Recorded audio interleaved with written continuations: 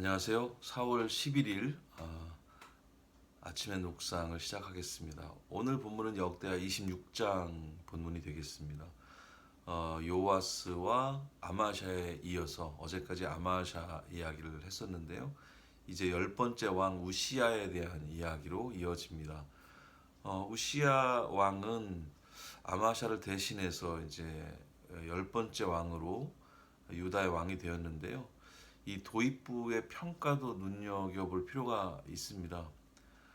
그의 종교 자문관이었던 예언자 스가랴가 살아있는 동안 그는 하나님을 열심히 찾았고 하나님은 그를 축복해 주셨다라고 말하고 있거든요. 그 유사한 표현을 우리가 본 적이 있습니다. 요아스 왕 때 그랬죠.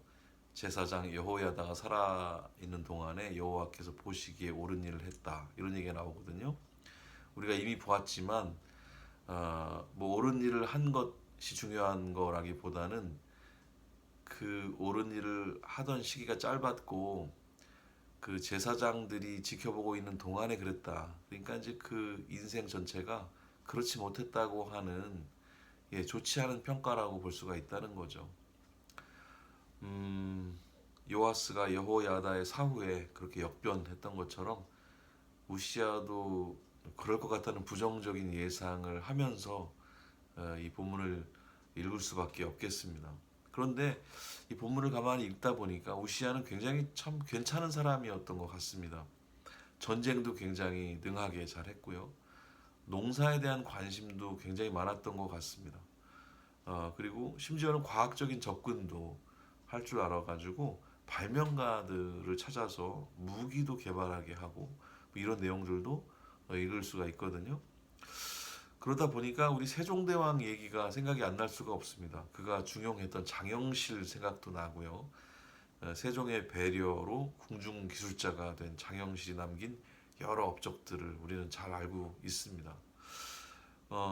우시아 왕의 명성도 이렇게 자자해져서 세상이 모두 그를 주목하는 상황이 됐던 것 같아요. 마치 솔로몬 시절에 그랬듯이 이 모든 상황들이 하나님께서 그를 도우셨기 때문이라는 설명도 우리는 본문에서 확인할 수가 있습니다.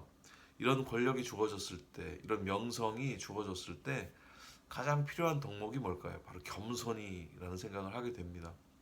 그러나 우시아도 이 시점에서 안타깝게도 그 덕목을 선택하지 못했습니다.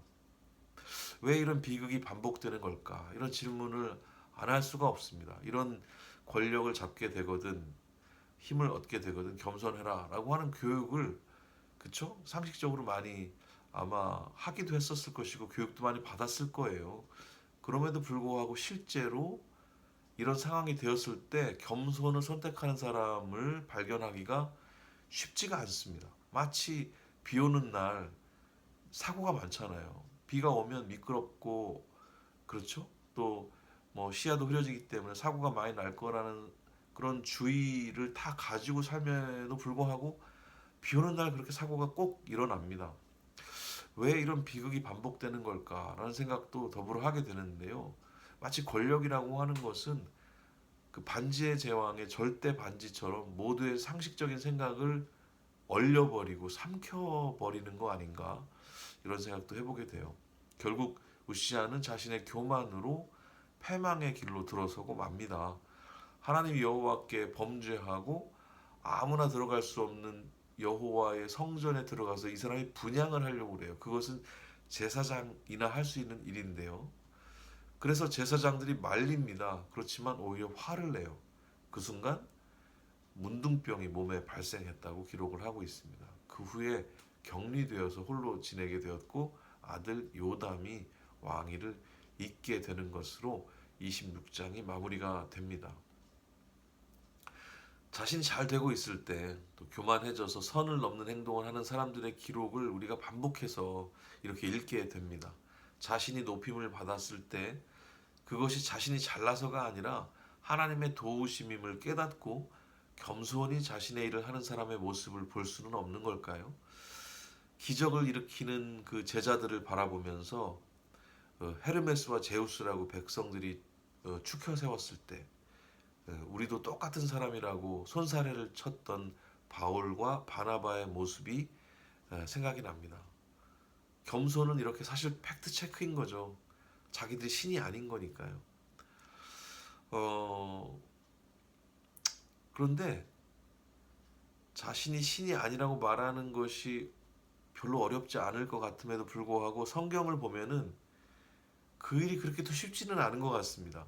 사도행전에 보면은 헤롯 왕에 대한 기록이 나오는데 헤롯이 영광을 하나님께 돌리지 아니하는 고로 주의 사자가 곧 친히 충이 먹어 죽으니라라는 말씀이 있어요. 사도행전 12장에 나오는데, 그러니까 헤롯이 백성들 앞에서 연설을 했는데 사람들이 뭐 아부를 하기 위해서였겠죠. 신의 소리다 이렇게 얘기를 했을 때 그거를 아니라 하지 않고 그걸 그냥 즐겼습니다. 그러자 하나님께서 그를 쳐서 벌레에 먹어서 죽게 하시는 그런 사건도 우리가 읽을 수가 있었습니다.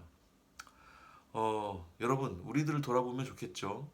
정직하게 사실을 사실대로 말하는, 일어나는 모든 일의 열매를 자신이 삼키려고 하지 않는 겸손한 태도의 사람들, 그냥 있는 것을 있는 것 그대로, 사실을 사실 그대로, 그렇게 말하는 것, 그것이 겸손임을 기억하고 그렇게 겸손한 태도를 배우고 실천하시는 그런 하루가 모두 되시기를 축복합니다. 감사합니다.